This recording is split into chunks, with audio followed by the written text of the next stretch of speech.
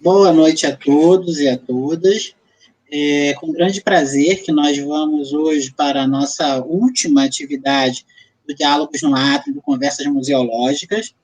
Eu gostaria de agradecer aos alunos da FAC que estão aqui presentes, aos alunos de outras instituições. Gostaria de agradecer também a participação de vários professores que liberaram seus alunos para participar conosco. E gostaria de agradecer a nossa coordenadora técnica do museu, a professora Lia Brambilha, pelo suporte que ela nos dá no museu, a professora Vivina, diretora da FAC, o professor Cleverson, nosso coordenador do curso de História, pelo apoio e suporte para a realização dessas atividades.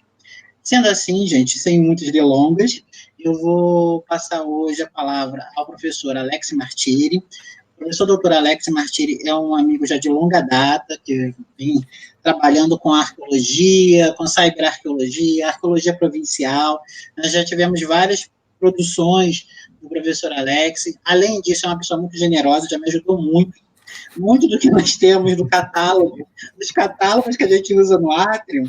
Leonardo, que hoje em dia está ajudando a gente, que está aí, um aluno meu, ajudando com o banco de dados, foi esse daqui, o professor Alex Martiri, que ajudou a formular e idealizar muito do que nós utilizamos nas nossas pesquisas. Então, é um prazer estar aqui com ele. Eu vou ler breve currículo, que não é nada breve, mas a gente for ler tudo, mas que congrega boa parte da produção desse amigo, desse grande pesquisador que é o Alex Martiri. Bom, o professor Alex Martiri, ele tem experiência na área de cyberarqueologia, humanidades digitais, história e arqueologia clássica. Ele é coordenador do grupo de pesquisa no CNPq ARAIS, Arqueologia Interativa e Simulações Eletrônicas. Ele é membro e supervisor da produção tecnológica do Laboratório de Arqueologia Romana Provincial, o LARP, que vocês veem na disciplina de História Antiga, financiado pela FAPESP. Ele desenvolveu a iniciação científica no Museu de Arqueologia, fez seu mestrado, seu doutorado nessa mesma instituição, e hoje ele está como membro do laboratório na UFMG, onde ele está desenvolvendo o seu pós-doutorado. Chama a atenção também que o professor Alex tem diversas produções, tanto no campo tecnológico, que ele já desenvolveu de programas para a gente poder utilizar, como também artigos. Então, gente, eu deixo o link depois do currículo do professor Alex para que vocês possam conhecer mais sobre ele. Se depois ele quiser mostrar também um pouco das atividades que ele desenvolve. Mas, Alex, é uma coisa importante falar. É um dos pioneiros em cyberarqueologia no Brasil, tá?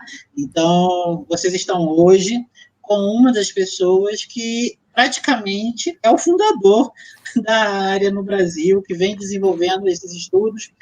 Já tivemos vários cursos com ele, na época do LECA, e a gente ficava, gente, como é que ele consegue construir isso? Ele fez história e arqueologia, a gente ficava ali, sabe, tipo, babando. Então, hoje eu quero que vocês tenham essa experiência, a experiência de poder estar com uma pessoa que tem muito a contribuir com vocês e é muito generoso. Então, o que vocês precisarem dele, vocês têm uma pessoa com portas abertas. Alex, muito obrigado. Agora é com você. Obrigado, professor Carlos. Boa noite a todos e todos, né? Primeiramente, é um prazer estar aqui, é uma honra muito grande poder participar dessa aula, dessa comunicação com vocês. Como o Carlos disse, a gente tem uma amizade aí de um longo tempo, uma contribuição aí de um longo tempo, então é muito, muito prazeroso para mim estar aqui. Eu adoraria que fosse presencialmente, que eu estivesse aí com vocês, porque eu não conheço a região centro-oeste do Brasil. É o primeiro evento no centro-oeste que eu estou participando, é hoje. Eu gostaria que fosse pessoalmente, mas quem sabe aí depois, mais para frente, quando a gente passar por tudo isso, eu consiga dar um abraço em vocês aí pessoalmente, né? A gente tomar eu não ia falar tomar um café, mas eu acho que é quente aí, né? Então uma cerveja para a gente poder conversar melhor. Hoje eu trouxe aqui para vocês, como está aí na tela. Lembrando sempre, pessoal, que vocês podem colocar os comentários aí, depois o professor Carlos vai puxar para a gente discutir no finzinho. A gente vai ter um tempo, né, para discutir. Não se sintam acanhados e acanhadas, né? Vamos lá, sim. Estamos aqui para conversar, antes de tudo, tá bom? Vamos lá, vamos falar hoje sobre ciberarqueologia, isso que o professor já apontou para a gente. Eu espero que essa apresentação seja muito estranha, mas eu acho que ela vai ser legal. Vamos lá. Eu tenho aqui para vocês, né, um pouquinho sobre mim, o professor já colocou, então eu não vou me repetir aqui. A minha pesquisa, tanto da iniciação científica quanto mestrado e doutorado, elas tiveram por base Roma Antiga. Trabalhei no mestrado e doutorado com mineração em Roma Antiga, na Roma Antiga, ali no sul de Portugal, na localidade denominada Vipasca, que hoje em dia é o Justrel, que fica lá na Beja.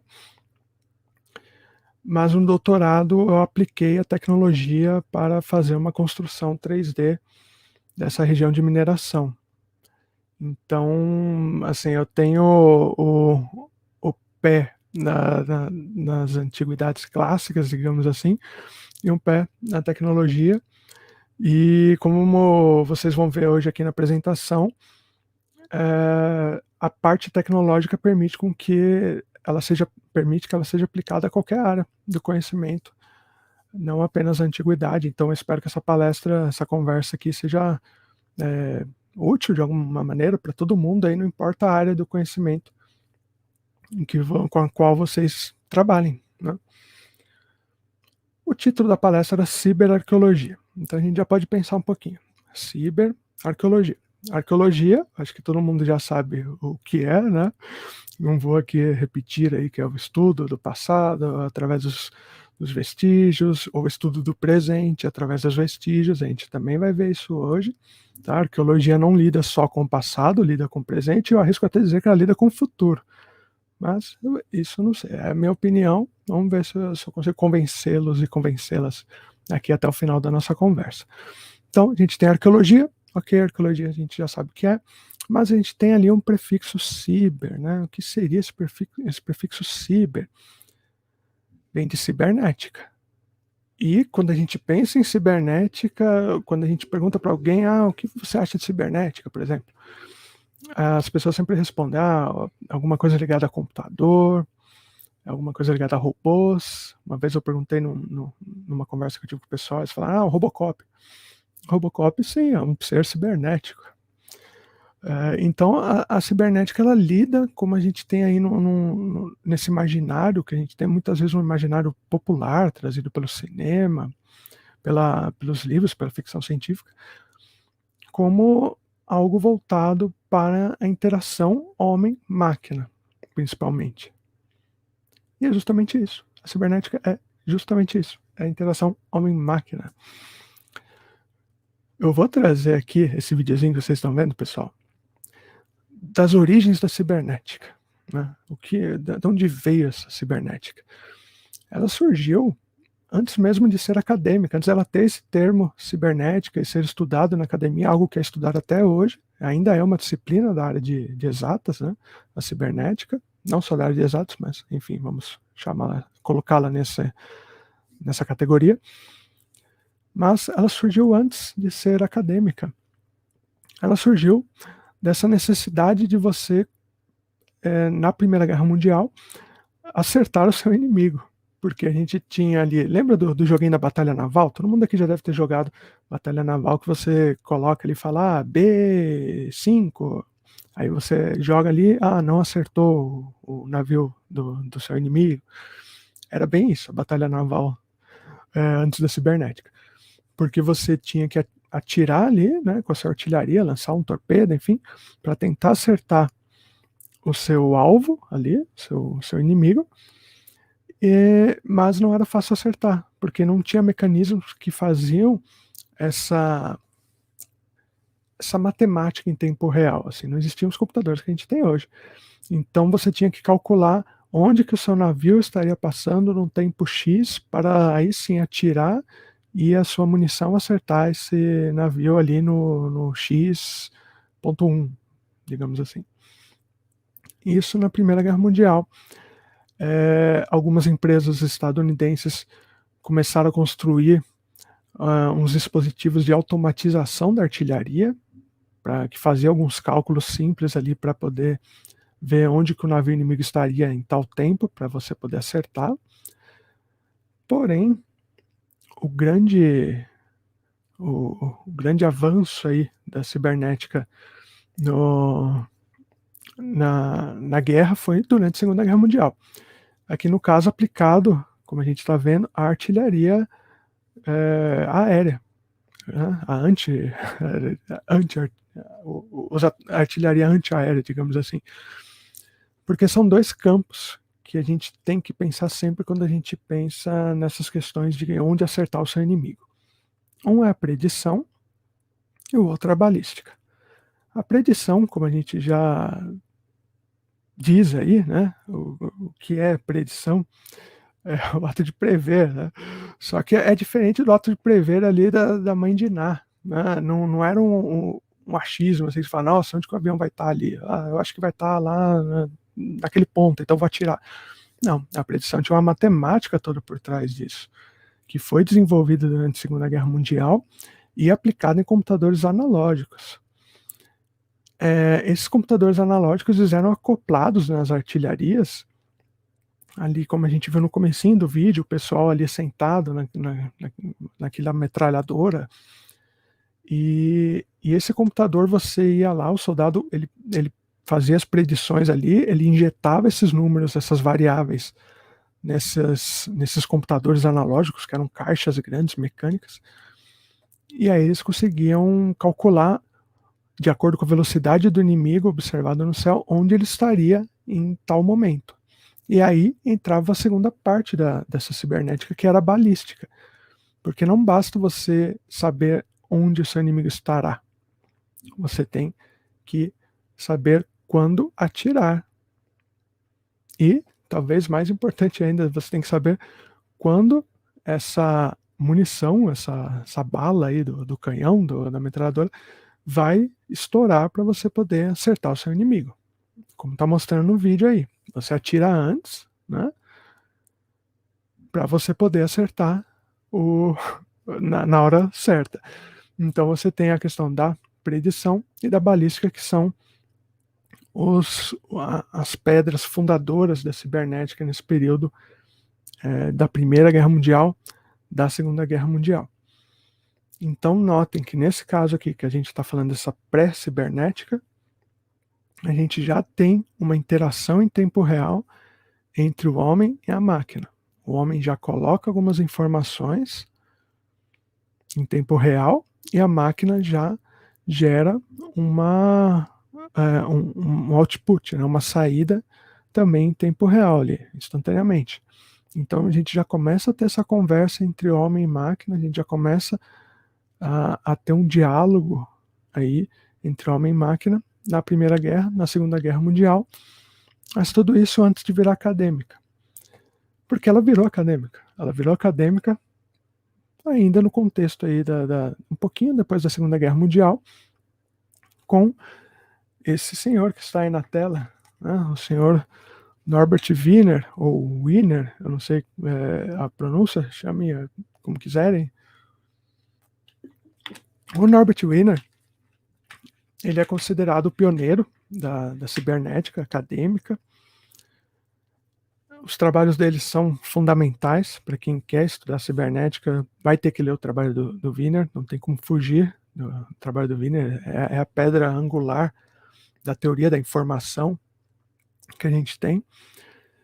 E ele vai lançar aqui, deixa eu pegar o marcador aqui, será que tá aparecendo? Tá. Em 48, ele vai lançar aí o grande livro dele, o Cibernética, ou Controle e Comunicação do Animal e da Máquina. Nesse livro, ele vai pegar toda a experiência que ele observou na Guerra Mundial, dessa questão da predição, da balística, e vai transformar isso em questões matemáticas puras, a questão de matrizes, logs. Ele vai pegar isso e fazer um compilado, né, e vai publicar isso dando o nome de cibernética, que por sua vez vem do grego ali, kubernetes, que quer dizer o timoneiro, ou seja, aquela pessoa que ficava lá no navio mexendo ali no timão, né? Aquele volante, digamos assim, do navio, que é para você ditar a direção. E a todo momento, o que esse timoneiro faz? Ele tem que regular a direção. Se o navio está indo para a direita muito, ele tem que regular para ele ir para a esquerda. Mesma coisa do outro modo, né? Então, ele está pegando uma informação que está chegando para ele e controlando para que ela tenha o resultado pretendido. É o que a gente acabou de ver aqui na questão da predição e da balística, né? As pessoas computavam ali as suas informações para ter o resultado pretendido, que era acertar o seu inimigo. Então, em 48, o Wiener lançou esse livro. Foi assim, um livro bombástico, digamos assim. Foi um best-seller, porque ele adentrou outras áreas do conhecimento, todo mundo falava de cibernética, tudo. Porém, uma das áreas que o Wiener queria adentrar e não conseguiu muito bem com esse primeiro livro foi as humanidades, assim, as ciências sociais. Porque, digamos que nós aqui das humanidades, nós não somos muito bons em matemática, pelo menos a maioria da gente. É meio complicado para a gente entender alguns conceitos matemáticos. Aí, em 1950, o Wiener falou, opa, deixa eu ver como é que eu resolvo essa questão. Eu vou pegar o livro que eu publiquei em 48, vou dar uma reformulada e vou vou traduzi-lo para o público em geral. Não quero que apenas matemáticos e cientistas de exatas entendam o que eu quero dizer, eu quero que todo mundo entenda. Então ele publicou o livro O Uso Humano de Seres Humanos, que a gente tem essa tradução da década de 60 aqui no Brasil, acho que foi pela Cultrix, que nem existe mais, vocês só vão encontrar em sebos. Esse livro aqui, o primeiro, foi traduzido em 2018 ou 2019 para português, a gente tem, só que é um livro mais matemático. Esse segundo aqui vocês só vão achar em sebo a versão em português brasileiro. E por fim, em 1964, já ali, um pouquinho antes dele morrer, talvez sentindo isso, que a morte estava próxima, o Wiener resolveu escrever um livro sobre Deus e as máquinas. É um livro fininho, bem fininho.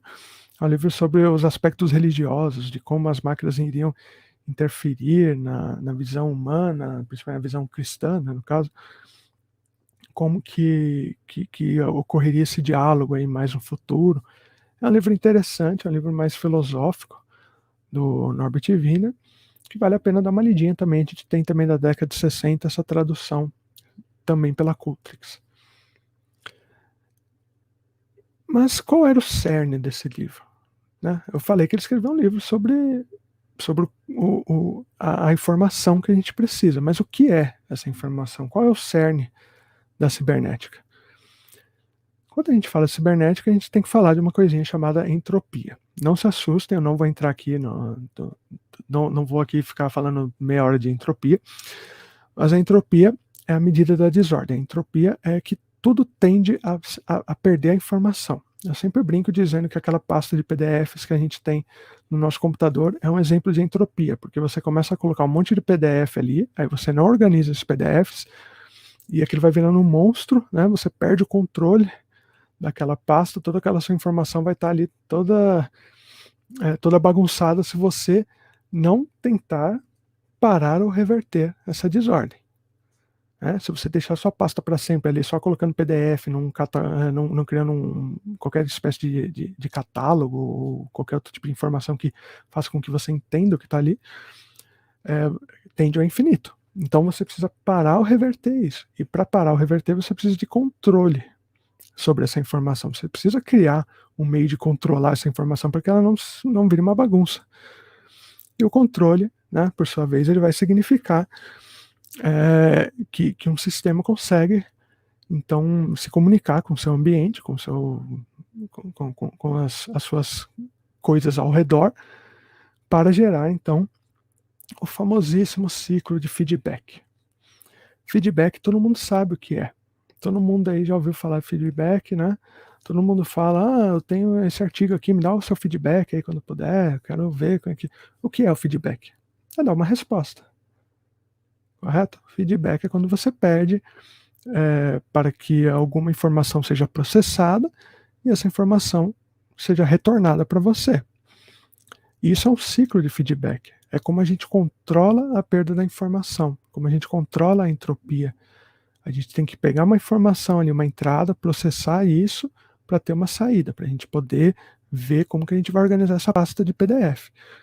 Então a gente tem aqui um input, que é uma entrada, a gente fornece uma entrada, ela é processada por um computador, ou se a gente pede a opinião de alguém pela cabeça da pessoa, e gera uma saída, né? Gera um resultado, uma resposta para a sua entrada. E isso vai então na retroalimentação, que é o feedback, é você criar um ciclo de alimentação com essas informações. Um exemplo clássico de feedback aqui, que todo mundo vai entender, esse carinha aqui, ó. Tá? Não estou fazendo propaganda do Xbox aqui, mas eu tenho um controle de Xbox, um controle de videogame. Ele é, sim, ele é um ciclo de feedback, digamos assim. Ele é um representante cibernético. Por quê?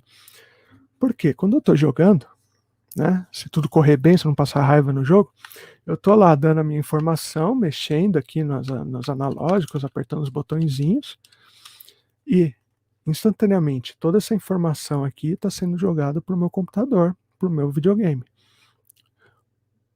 O processador do meu computador, do meu videogame, vai entender assim, opa, tá chegando a informação aqui, olha, colocou a setinha, a alavanca para cima, então tem que andar para frente.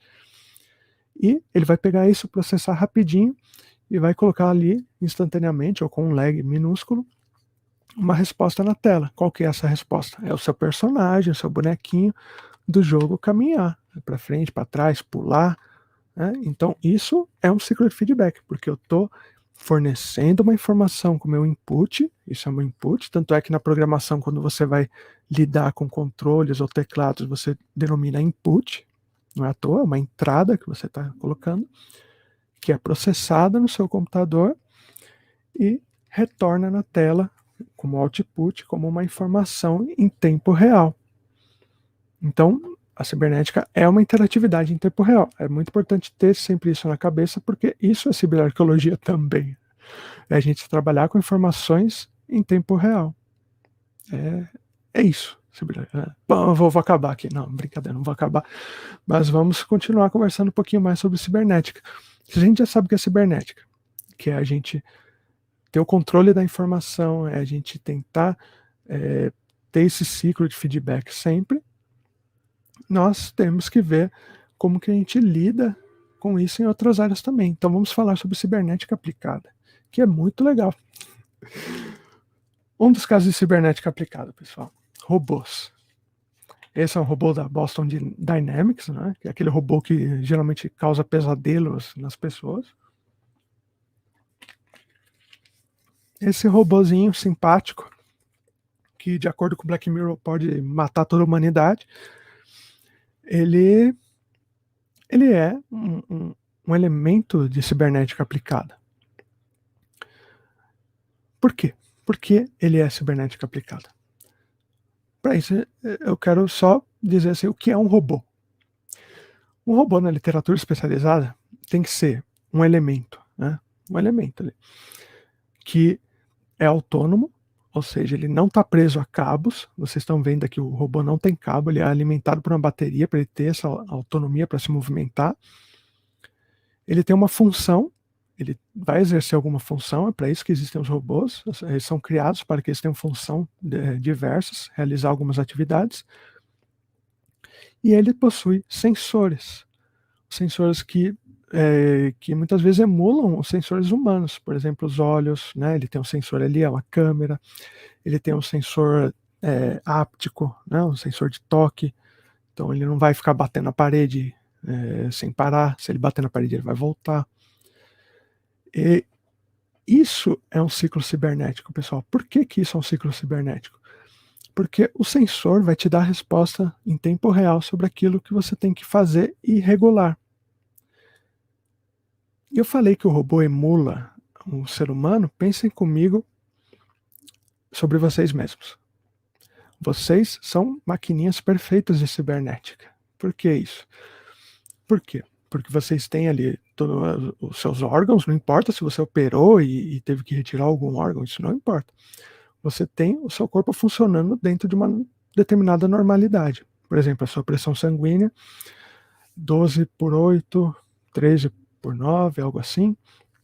Tem um tanto de glicemia, né, que até 120 por aí, você não tem uma predisposição a diabetes ou não é diabético. E digamos assim que certo dia você começou a sentir uma palpitação, uma dorzinha na nuca, então, aí você foi no seu médico para ver o que estava acontecendo. Por que você foi ao médico? Porque você sentiu que algo não estava certo do seu normal. O seu corpo, o sensor do seu corpo apitou e falou: opa, calma aí que nesse ciclo de informação, alguma coisa não está normal. Você está sentindo dor na nuca, você está com uma palpitação, vai no médico. Aí você vai lá no médico, né? A gente sabe como é aqui no Brasil, a gente fica horas e horas para ser atendido, até lá provavelmente a sua pressão já baixou, mas você está lá na fila, vai continuar lá. Aí o seu médico vai falar: infelizmente você é hipertenso, é hipertensa. Você precisa tomar o seu remédio, assim. E eu sou a prova viva aqui, ó, eu tomo, tá? Então, eu tomo isso aqui todo dia de manhã, né? Porque é para regular a minha pressão. Então, isso faz com que eu seja um ser cibernético, porque eu tenho sensores que apitaram falando que alguma coisa estava errada, e a partir do momento que eu tomo o meu remédio, ele volta a regular. O meu remédio é como se fosse aquele timoneiro que eu falei do barquinho lá, que tem que ver as informações ao todo tempo, a todo instante. O remédio atua da mesma maneira no meu corpo. Então, nós atuamos através de sensores, os robôs atuam através de sensores, então os robôs também são seres cibernéticos. Mesma coisa para androides. Androides são robôs que emulam a aparência humana, o gestual humano, a voz humana, aqui no caso é a robô Bina, que esse sorriso dela é muito uncanny valley, né? É muito vale da estranheza, assim, você vê isso. Tem até um artigo de um professor japonês que fala que a gente não se dá muito bem com robôs que parecem humanos porque eles lembram que a gente vai morrer. É uma coisa assim meio psicológica, meio filosófica. Mas os androides também são seres de cibernética aplicada porque eles emulam os comportamentos humanos também através de sensores, de tudo isso que a gente já falou até agora. Disso tudo que eu acho mais legal, assim, né? Já aproveitando aí que amanhã, a partir das 9 horas da noite, teremos o grande lançamento mais esperado da face da Terra para mim, que é o Cyberpunk 2077. Eu estou há 8 anos esperando esse jogo. Ciborgues. Ciborgues são muito legais, assim, pessoal. Aqui no caso eu trouxe um exemplo, né, de uma moça, uma artista, inclusive, que ela sofreu uma amputação no braço e ela usa próteses metálicas ou próteses plástico, próteses articuladas ou não. Mas o que ela está fazendo? Ela está substituindo aquele sensor que ela tinha por um outro, artificial. Então, isso é o ciborguismo. Isso é ser ciborgue, é você utilizar um artefato artificial para ampliar as suas habilidades enquanto humano ou substituir as suas habilidades enquanto humano. No caso da moça aqui, o braço, né, a mãozinha dela, para poder atuar no mundo ao redor e sempre fazer aquele ciclo de cibernético que a gente vem falando aqui, essa realimentação. Porque ela usa a mão, por exemplo, para segurar as coisas, ela tem um retorno falando: opa, você segurou, então tá beleza. Então é esse ciclo cibernético. E, pessoal, se a gente entra nessa questão de ciborguismo aqui, falando de implantes, enfim, a gente pode pensar em outras questões, porque o ciborguismo não necessariamente é apenas algo que está literalmente implantado em você. O ciborguismo é tudo, como eu disse, que aumenta a sua habilidade humana. E quando eu digo aumentar a habilidade humana, não é só porque você tem ali tudo tranquilo no seu corpo e você quer melhorar isso. mas quando você tem algum probleminha no seu corpo também. Por exemplo, tirei meu óculos aqui. Eu tô enxergando a tela? Tô, porque eu tô com a tela a um palmo da minha cara, assim, né? Mas eu sou míope. Eu tenho 2,5 graus de miopia, felizmente tá baixando aí, desde os 12 anos eu uso óculos. Mas eu tenho essa dificuldade para enxergar, esse probleminha de visão. E o que eu faço para melhorar, né? No meu caso aqui, eu utilizo um artefato artificial criado aqui pelo ser humano, utilizando máquinas, enfim, com toda uma ciência por trás, anos e anos aí de estudos ópticos para chegar a isso, né? Eu utilizo esse artefato artificial para melhorar a minha visão, para aumentar a minha visão. Então, nesse ponto de vista, eu também sou um ciborgue. Entendeu? De acordo com a literatura, quase todos nós aqui somos ciborgues de alguma maneira. Se você tem uma dor de cabeça e toma um remédio, uma dipirona, sei lá, ela vai regular o seu corpo através de algo artificial, que foi criado, algo que não nasceu com você, correto?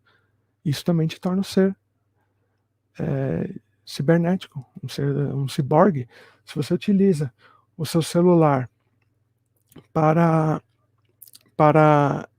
se comunicar com a Google, para estar lá dirigindo, se você quer colocar o Waze, enfim, o celular está atuando com você em tempo real, também está aumentando as suas capacidades. Então isso também é um ciborguismo. Não à toa que a dona Haraway, lá no manifesto ciborgue dela, vai falar que todo mundo é ciborgue. Ela está correta. Eu concordo com ela nesse ponto. Assim. Isso, então, a cibernética aplicada aos ciborgues, aos implantes. Agora vamos entrar aí já para o campo que a gente está chegando na ciberarqueologia, que é o campo da realidade virtual. A realidade virtual, aqui no caso eu tenho a minha colega Juliane Granusso, que gentilmente ela cedeu os direitos para eu poder passar aqui para vocês. Isso foi do meu curso de ciberarqueologia o ano passado, lá no MyUSP. E a gente teve uma aula que os alunos testaram os óculos de realidade virtual.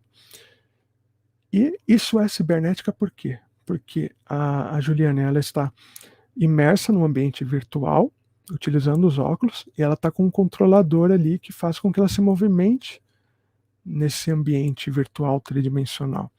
Então, lembre, ela está dando um input, uma entrada, falando, opa, estou mexendo minha cabeça, opa, estou apertando um botão para ir para frente, para o lado, o meu computador está ali processando rapidinho, e está fornecendo para a Juliane, em resposta ali no óculos, o mundo se adequando ao controle dela. A Juliane está, nesse momento, controlando a entropia. Olha que coisa mágica, Juliane. A Juliane é uma controladora de entropia. Isso é algo ligado à realidade virtual. Né? A realidade virtual é você usar esse potencial de algo a ser real no mundo digital. E é um caso de cibernética aplicada. No caso aí, a Juliane estava usando aqui o aplicativo que eu desenvolvi junto com o LARP, que foi a nossa Domus, a nossa casa romana versão VR, né? Virtual Reality, uma versão para a realidade virtual. Então, a gente tem aqui, quando você movimenta a cabeça, é como se você estivesse dentro dessa casa. Quem já teve a oportunidade de experimentar isso lá no museu, ou se tem um Oculus Rift, conhece alguém que tenha e baixe e consiga testar, vocês vão ver que vocês talvez se sintam dentro de uma casa romana. Espero que se sintam, né? Senão o meu trabalho terá sido em vão.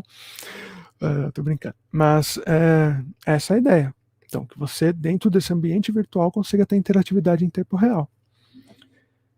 Isso eu já falei com vocês sobre o controlador aqui do Xbox e tal, né? O controlador, ele tá só esperando, né, pessoal? Amanhã à noite, 9 horas da noite, quando liberarem o Cyberpunk, esse controlador aqui, ó, vai fazer miséria. Se eu já falei do controlador, é porque eu tô falando de jogo. E jogos são um tipo de realidade virtual. Também. Não importa se você usa óculos ou não.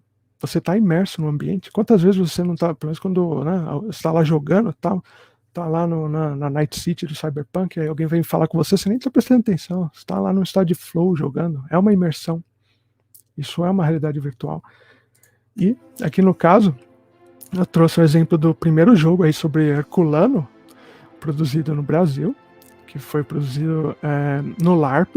É um jogo para computador, para iOS, para Android. Vocês podem baixar no celular de vocês, que é o Último Banquete Herculano, que é um jogo ciberarqueológico. Por quê? Porque a gente faz toda a pesquisa arqueológica de pegar os elementos, os vestígios, a bibliografia, referencial imagético, traduzir isso para o ambiente digital por meio de modelagem e programação, e que entra na questão cibernética que a gente comentou até agora.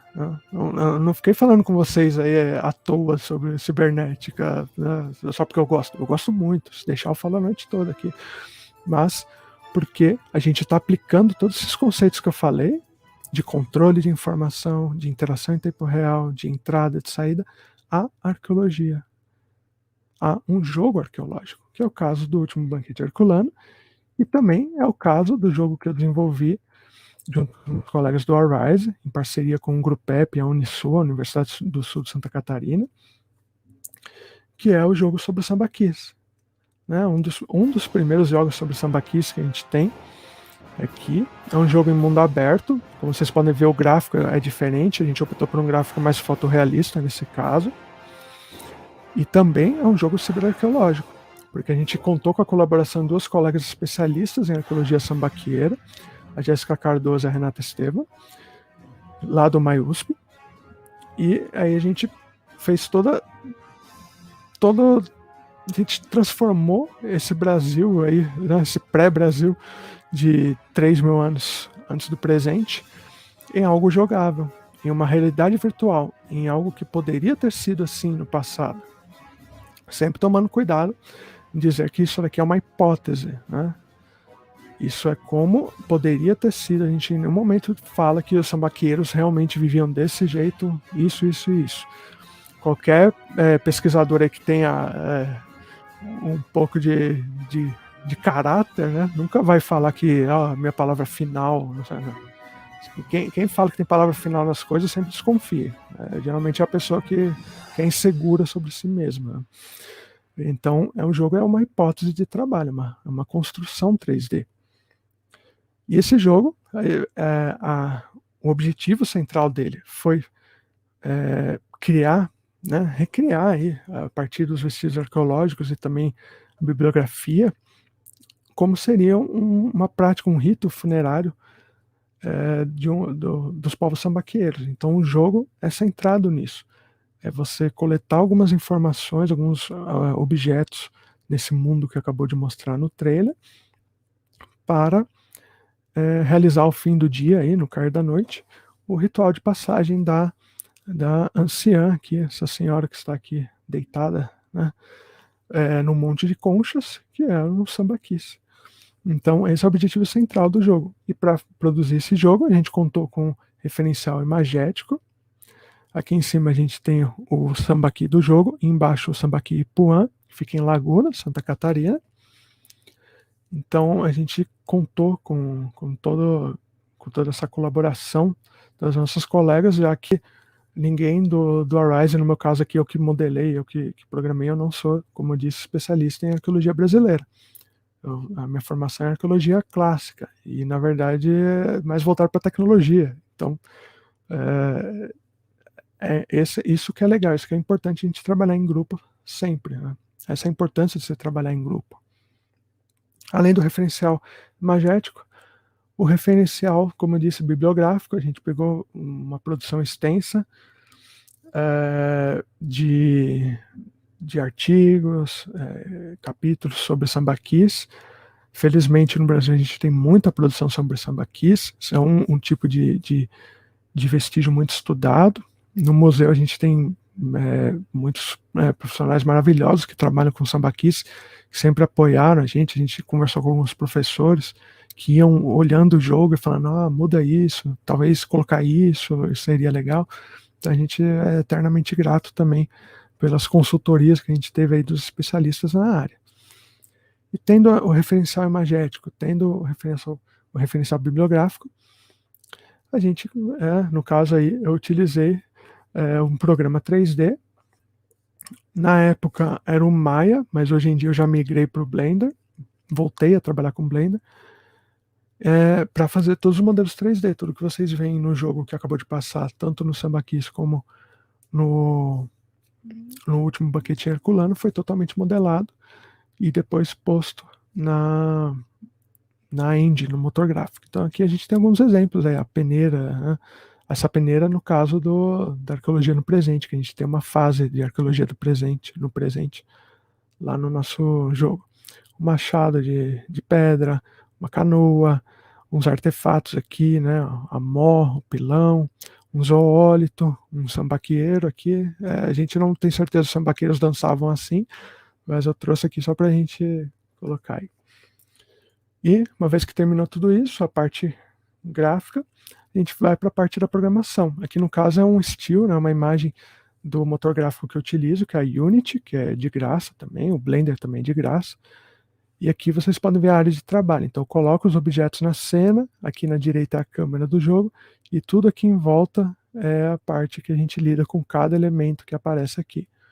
Então, a gente tem a hierarquia, as pastas com cada objeto, o local onde a gente muda a variável de cada objeto. E aí a gente programa, por exemplo, aqui, ó, essa senhora aqui, que está em realce aqui, para programar, por exemplo, o que ela fala, o que ela faz. Eu utilizei blocos lógicos, que são vários desses bloquinhos aqui, que eles são relacionados uns com os outros. Por exemplo, pegou tal coisa? Sim, se eu peguei tal coisa, eu vou para tal bloco, se não, eu volto para outro bloco. E cada personagem, cada objeto tem, né, a sua própria lógica de programação. Alguns desses objetos no jogo do Sambaqui chegaram a ter 90 bloquinhos lógicos. Então é interessante, assim, porque uma coisa para quem for trabalhar com essa área é que você não precisa ser um programador nato aí, programar em C# e tal. Você precisa saber a lógica da programação para poder trabalhar, inclusive com programação visual, que é esse caso aqui. Além da realidade virtual que eu falei, que os jogos entram, a realidade aumentada, acho que realidade aumentada todo mundo já teve algum contato aí, seja na época do Pokémon GO, né, que foi famoso, ainda acho que as pessoas ainda jogam, ou então naquele aplicativo do Google and Arts and Culture, uma coisa assim que vocês baixam ali na loja de vocês. Vocês conseguem, por exemplo, colocar a Mona Lisa na sala de vocês através de realidade aumentada. Assim, aquele aplicativo da Google é fantástico, pessoal. Dê uma chance, assim, experimentem, é fantástico. Mas experimentem também o que está aí na tela, né? Porque é um jogo que eu estou desenvolvendo no LIT, o Laboratório de Estudos Antárticos em Ciências Humanas da UFMG, ao qual eu faço parte, desenvolvo meu pós-doc lá. E justamente um dos produtos do meu pós-doc é fazer um jogo sobre todos esses anos que o LIT escava na Antártida. Principalmente grupos de baleeiros e foqueiros do século XIX e início do século XX. Então, isso faz parte do jogo, tá o link aí que vocês podem baixar, e uma etapa do jogo é justamente você fazer a escavação utilizando a realidade aumentada. Um outro exemplo aqui de realidade aumentada, que eu só vou colocando aqui, enquanto vai passando aí, colocar uma ânfora no seu quarto, por exemplo. Isso é um tipo de realidade aumentada também. E por que se chama realidade aumentada? Porque eu estou colocando informação no meu mundo natural. Por mundo natural quer dizer o mundo que obedece às leis da física, as quais a gente conhece. Então a gente tem um mundo sintético, um mundo digital aí sintético, e um mundo natural, mundo físico, digamos assim. E aqui eu consigo acrescentar informação. Então quando eu acrescento informação, eu aumento a minha realidade. É por isso que vem o nome realidade aumentada, né? É meio óbvio, mas é isso. Não tem nada de glamuroso. É só isso. Né? Um outro exemplo aqui de realidade aumentada. Uma realidade aumentada que eu também estou desenvolvendo no LIT, a partir dos escaneamentos dos sítios dos foqueiros do século XIX ali. Que é um escaneamento que o pessoal que foi pro sítio fez. Esse aí é o sítio A Caverna Lima Lima, fica na ilha Livingston, na Shetland do Sul. E aqui eu coloquei como realidade aumentada em escala real. Assim, eu consigo literalmente entrar na minha caverna utilizando meu celular. E eu consigo observar, assim, eu tô lá dentro da Lima Lima, igual os meus colegas estiveram em campo, eu consigo estar ali utilizando realidade aumentada. Certo? Isso é ciberarqueologia. É você utilizar essa interatividade em tempo real, essa coisa imersa, é você dar ao seu usuário, ao seu par, ao seu aluno, a possibilidade de experimentar um mundo interativo.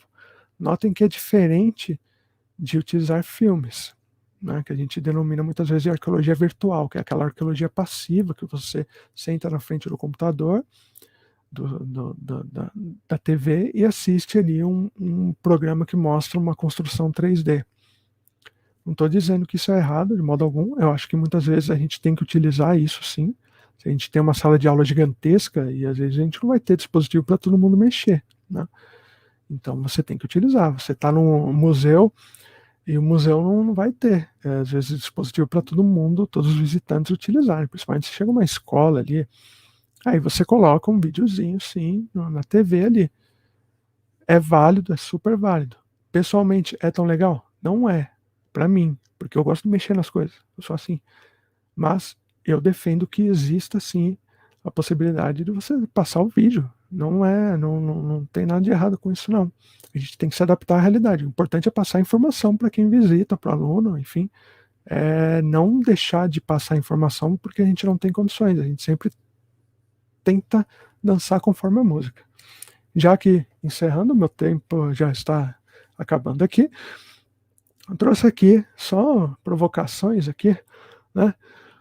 Pensando nisso tudo que eu falei, por que a gente não utilizaria a ciberarqueologia? Por que a gente não utilizaria essa interatividade em tempo real aplicada à arqueologia, à história também? Pode ser uma ciberhistória, por que não?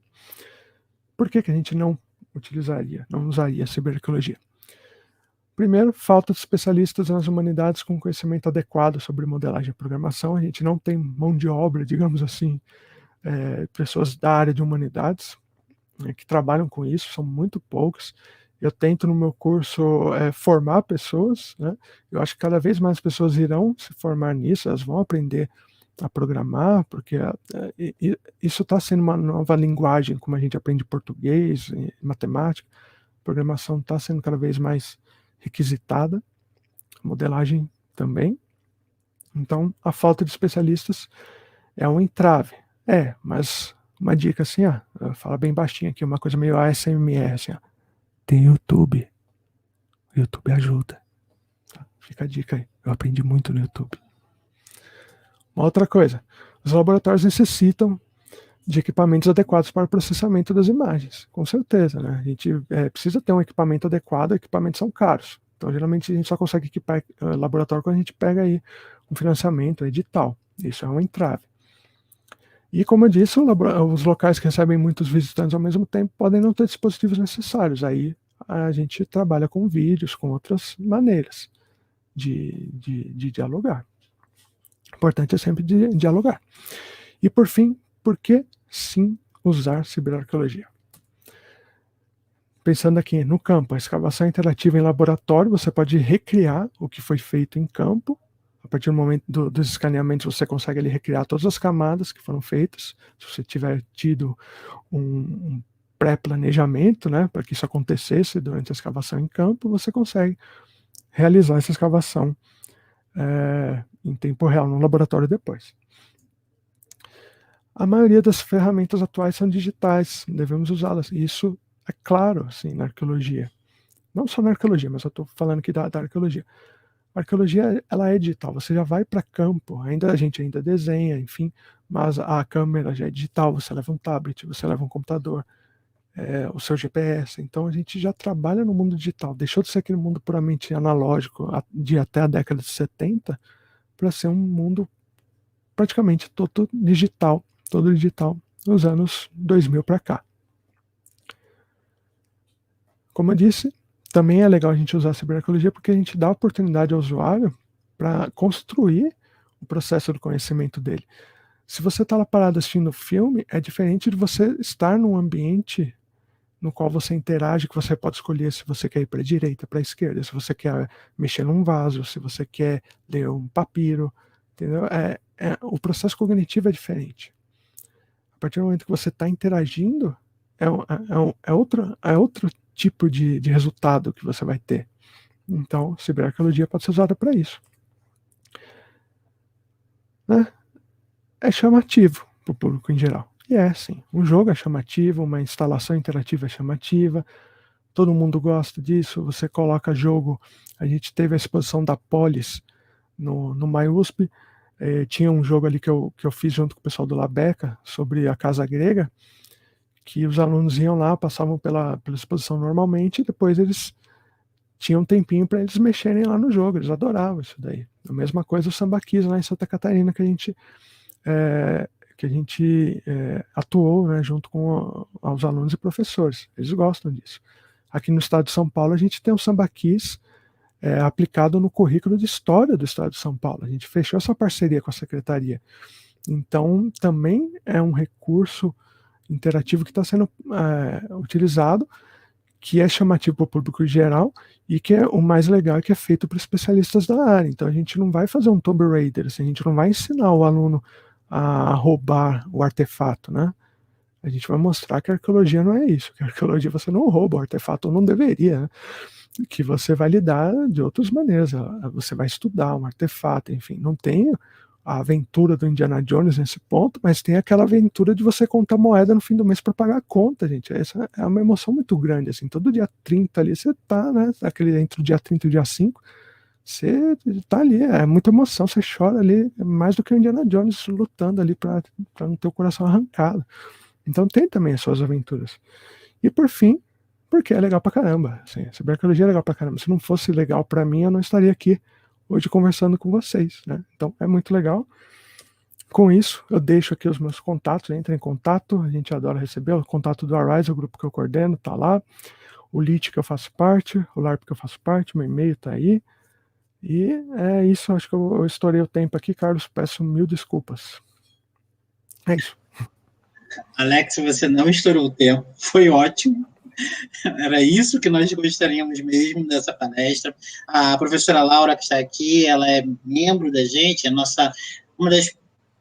praticamente hoje, é um dos pilares de sustentação junto com a Lia do museu. Ela é que conhece do acervo, que tem um domínio já e muito tempo de experiência junto ao museu, ela está aqui conosco. Ela faz parte desse triunvirato que a gente tem aqui no museu, que a nossa coordenadora é a Lia, aí tem a Laura e eu, e a gente fica ali, os três ajudando. A diferença dos triunviratos romanos é que a gente não se mata, a gente se ajuda.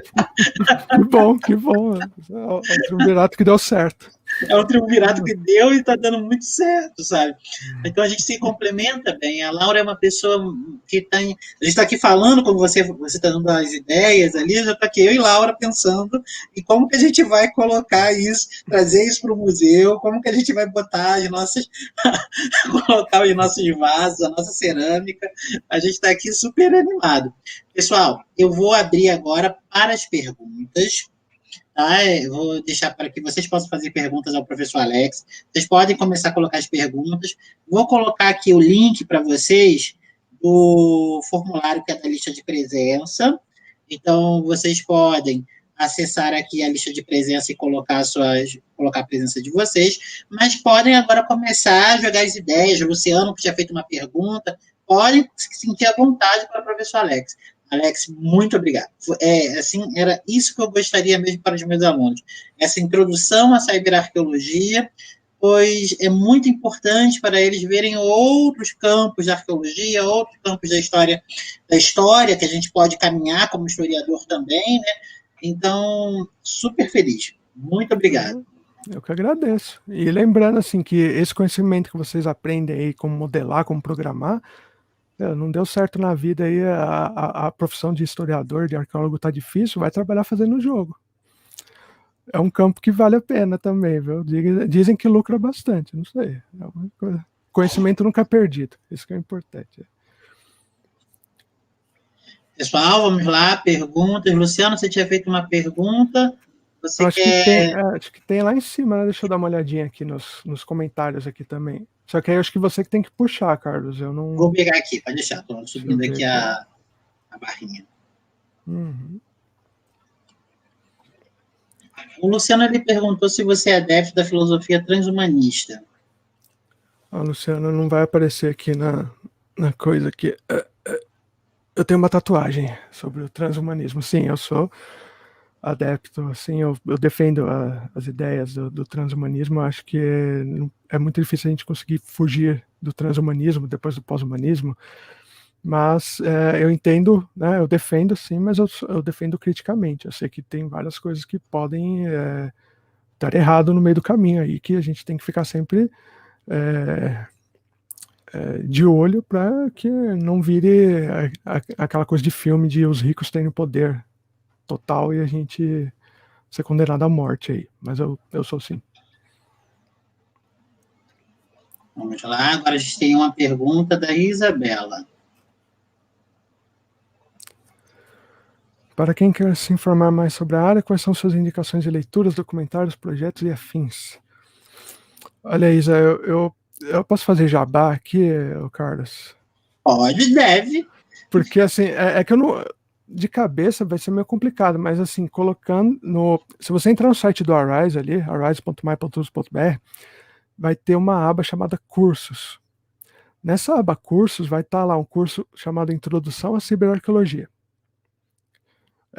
Lá é um curso que eu utilizo no MAI, que agora eu estou utilizando no UFMG, que vai ter vários textos e várias indicações de leituras para cada aula. Então, eu recomendo que dê uma olhadinha ali. Inclusive, o curso que eu estou dando nesse momento na UFMG, a parte teórica do curso, eu gravei todas as aulas e elas estão disponíveis no site do Arise ali na parte de cursos Ciberarqueologia Teórica. Então, tudo isso que eu comentei aqui de cibernética, de robôs, tudo isso é esmiuçado no curso ali, dá uma olhadinha que vale a pena, assim. Mas não sei se eu respondi, eu peço desculpas, eu respondi falando sobre um jabá, assim, mas que lá começa pelo Norbert Wiener e procura lá no Arise ali, que vai ter muita coisa, pessoal, tem muito material mesmo. Isabela, a gente tem um material que foi sobre arqueologia, que nós publicamos há algum tempinho, acho que tem uns 2 anos, foi a partir disso, a partir dos estudos do professor Alex, do que foi desenvolvido pelo LARP, que a gente trabalhou com a questão dos ambientes virtuais, mas ligado aos museus. Depois eu passo para você e passo os textos do professor Alex, se tiver interesse por esse caminho. A professora Maria Cecília de Miranda Coelho, ela está aqui presente, e ela está falando sobre que é muito estimulante a apresentação, porque ela abre para várias perspectivas. Então, obrigado, professora, pela presença. Obrigado. Nós temos aqui... Tayane, você vai fazer alguma pergunta? Bom, vou botar aqui a do Luciano. Ah, tá. Não dá para ser empolgado como o Ray. Eu concordo. O Ray Kurzweil ele já está num outro patamar, assim, né? Mas eu concordo, assim. eu tinha visto aqui uma coisa da Tayane. A Tayane foi minha aluna lá no MAI. A Tayane está sempre presente aí. Ela modela, programa. A Tayane é a prova viva de que aluno que fez aula comigo saiu da aula aprendendo a modelar, assim, né? Então... E eu vi aqui, alguns dos comentários aqui, a Tayane falou que ela pode... A Tayane entende muito de fotogrametria, inclusive. Ela falou aqui, ó, me chama que ajuda o Moar, aqui, ó. A Tayane é aí do Mato Grosso do Sul. Não, a gente já está contando com ela, já estamos vendo aqui. Vai juntar ela, Rafael, que nós temos um orientando, ele é um estagiário, que ele é da geografia, Alex. E ele também é todo... Sabe, nosso setor tecnológico é o Rafael. Então, a gente já está contando aqui que vamos inserir ele nesse mundo. A gente já começou a levar ele para os cursos com a Camila, vou colocar ele daqui a pouquinho para fazer curso com você. A gente tem o Leonardo também, que é outro que é apaixonado por tecnologia, então vai ajudar bastante a gente nisso. Sim, é ótimo, tem que ter, sim. É uma coisa que... como eu disse, é chamativo, mas tem um lado também educativo por trás, um lado da construção do conhecimento. Não é simples fazer um produto ciberarqueológico, Porque às vezes você tem que pensar ali na cor da parede da casa romana, por exemplo. Assim. E isso te leva a fazer pesquisa, né? Não é tudo feito no achismo, tem todo um trabalho por trás, um trabalho acadêmico, entre muitas aspas, e tradicional, eu sempre ponho entre aspas, porque, digamos assim, o trabalho que a gente está mais acostumado, que uma coisa não vai contra a outra, né? É justamente um diálogo, é a gente trabalhar com aquilo que a gente já está acostumado e a gente fazer essa codificação para o meio digital. Esse é o maior desafio, é como a gente traduzir isso para o meio digital, e se você for trabalhar com alunos, por exemplo, no caso ali do jogo do Herculano, que ali a gente mirou ali no Fundamental 2, é como transformar a narrativa para alunos dessa faixa etária, o diálogo nessa faixa etária, né? Ele não vai ficar colocando um monte de palavrão no jogo, né? que é para alunos mais novos, não tem cabimento. E pensar em outras coisas, por exemplo, uma fase nesse jogo do Herculano que você tem que abrir umas portas ali que você tem que usar um código que é numeral romano. Então isso também é legal. Assim como a arqueologia, como a história que permite vocês trabalharem com todas as áreas do conhecimento, é utilizar isso também. No jogo do Lich, do Antártida, que eu mostrei, que a gente está produzindo agora, a gente está trabalhando junto com o pessoal da medicina também, e da biologia.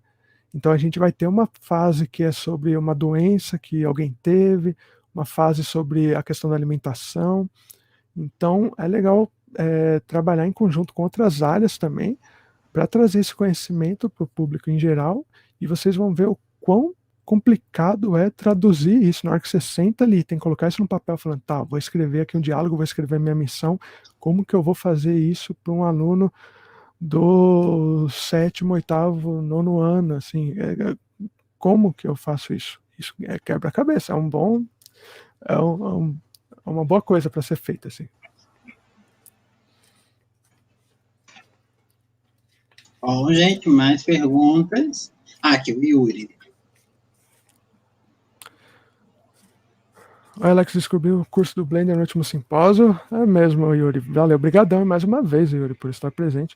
Comecei a fazer, estou super empolgado. Gostaria de agradecer pela generosidade.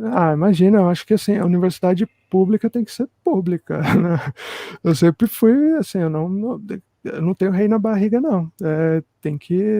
A gente recebe verba pública, ou muitas vezes nem recebe verba nenhuma, mas se somos ligados à universidade pública, tem que tornar isso público. A professora perguntou qual disciplina que você oferece atualmente na UFMG, ligada ao projeto na Antártida. A disciplina que eu ofereço é justamente a chamada ciberarqueologia, que é a parte teórica e prática. No caso, eu estou ofertando para os alunos da graduação de Antropologia e Arqueologia da UFMG. De certo modo, ela é ligada, sim, porque a nossa ideia com esse curso é formar os alunos, porque depois a gente vai abrir ali uma bolsa interna para trabalhar no projeto do LIT, da Antártida, especificamente com esse jogo. Então, como eu disse, a gente tem carência de pessoas formadas, pessoas das humanidades formadas nisso, e a gente tem que utilizar as pessoas, a gente tem que formar as pessoas para isso, né?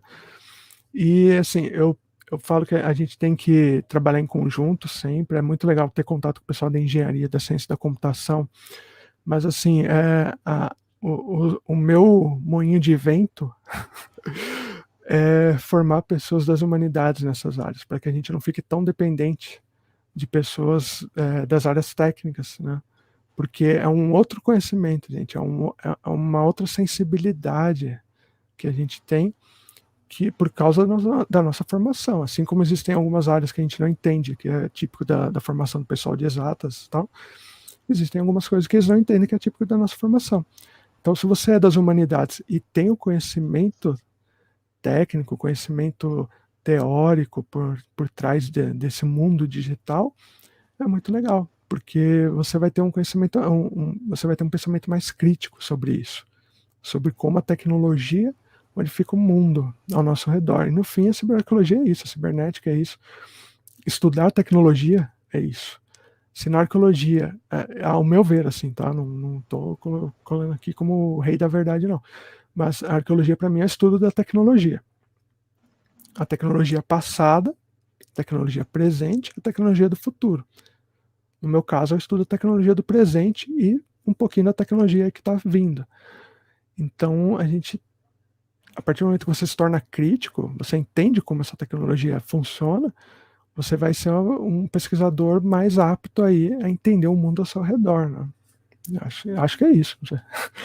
Tem mais perguntas aí, Carlos? Acho que tem uma do Yuri ali. Não, tem. Peraí.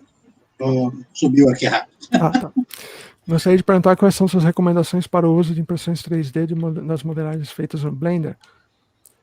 Eu acho, Yuri, assim, quando a gente pensa em impressão 3D, principalmente para visitantes nos museus, no caso assim de peças do acervo que a gente não tem acesso, algumas peças você não pode dar acesso, né, para as pessoas. Assim, você pode colocar na vitrine ali, mas protegido, obviamente, as pessoas não vão pegar. Então, se você imprime, as pessoas podem pegar. E também para as pessoas que tenham ali dificuldades para enxergar, algo do tipo, assim. Você pode fazer maquetes táteis, isso a partir de impressão 3D. Também é legal, porque você está fazendo com que o seu público você está ampliando, né? Você está democratizando o acesso à informação, acesso ao acervo do seu museu. Ou então, se você trabalha em escolas, você pode imprimir ali, pode modelar a sua ânfora pequenininha, como a professora Carol Kessler utiliza também na universidade, mas eu estou pensando aqui em escolas Fundamental 2, médio, Fundamental 1 também, que você pode fazer o seu kit de vasos gregos e utilizar isso em sala de aula. Né? E aí, se cair no chão, o aluno não vai ficar chorando ali, porque não vai quebrar. É plástico ali, você imprime outro. Se acontecer alguma coisa, se não conseguir colar ali com o Super Bonder, você imprime outro. Não tem. Então, a impressão 3D é um modo de democratizar o acesso à informação, pelo menos na minha visão.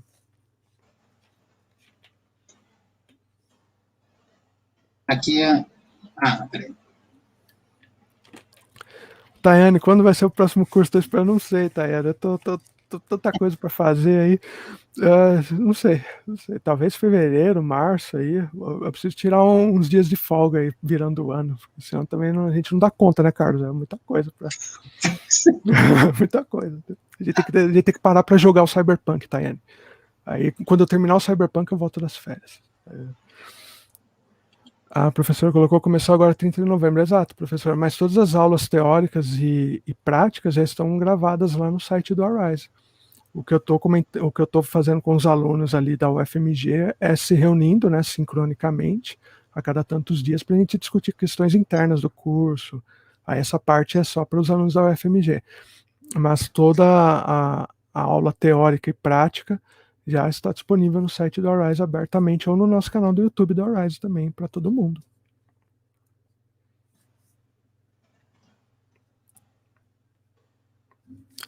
Professor Ronald Guimarães, gostaria de parabenizar a Alex pelo belíssimo trabalho, obrigado, rico em detalhes tanto tecnológico quanto arqueológico. Tenho formação na área de animação 2D, olha que legal.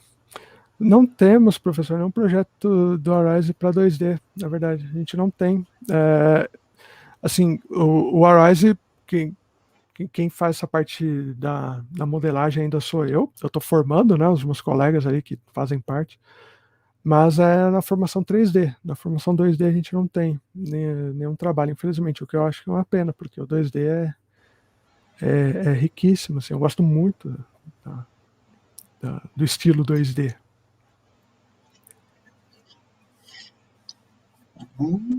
Aqui nós temos... Carlos Alberto, Alex tem ideias interessantes, muito legal conhecer a gente. Obrigado, Carlos, fico honrado, obrigado mesmo, de coração. A professora falando, essa proposta interdisciplinar necessária é excelente. Obrigado, professora, de coração. Eu sempre brinco assim que, enquanto professor, eu me vejo, enquanto professor, não na função de ensinar, não é isso que eu quero. Assim. A minha função é inspirar. Né? Eu quero inspirar os alunos para que eles sigam aí os caminhos deles. Então é o que eu tento fazer nos meus cursos, nas minhas falas. Se eu conseguir hoje aqui trazer um pouquinho de inspiração para vocês, uma motivação, qualquer que seja, mesmo que seja minúscula, assim, já ganhei meu dia, assim, a batalha foi vencida.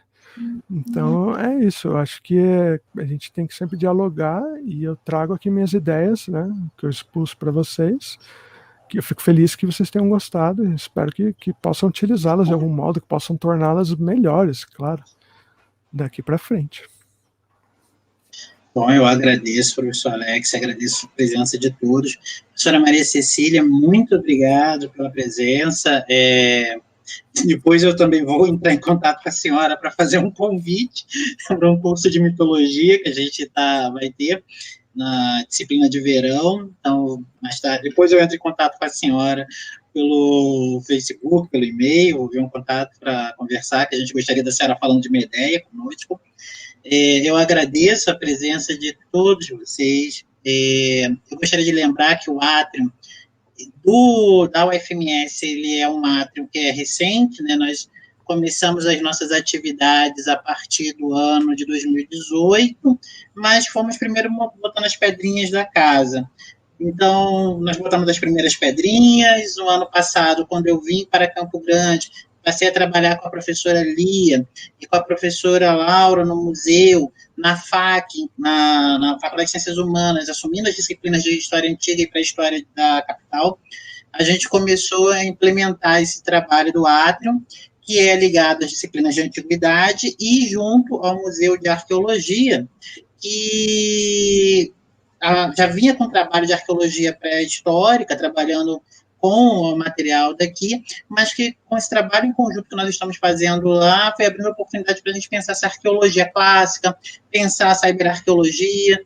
Então, a gente está desenvolvendo a cada passo a passo, tanto no museu, com a professora Lia, como na FAC, com a professora Vivina, e com que é a nossa diretora, mais o professor Cleves, esse trabalho, que é o Diálogos no Átrio, voltados para a Antiguidade, e no Museu de Arqueologia, as temáticas de arqueologia como um todo, né, saindo para o âmbito geral.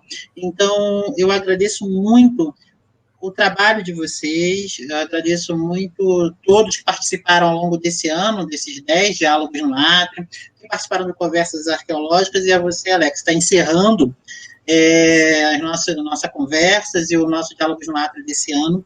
Está sendo uma experiência muito prazerosa, está sendo uma experiência muito boa, porque está sendo um aprendizado assim, diferente para os nossos alunos, tendo em vista que nós não tínhamos esse trabalho na UFMS em Campo Grande, ligado à antiguidade, e ligado também às áreas de arqueologia como um todo, então está sendo um trabalho prazeroso de aprendizado e disponibilização para os nossos alunos.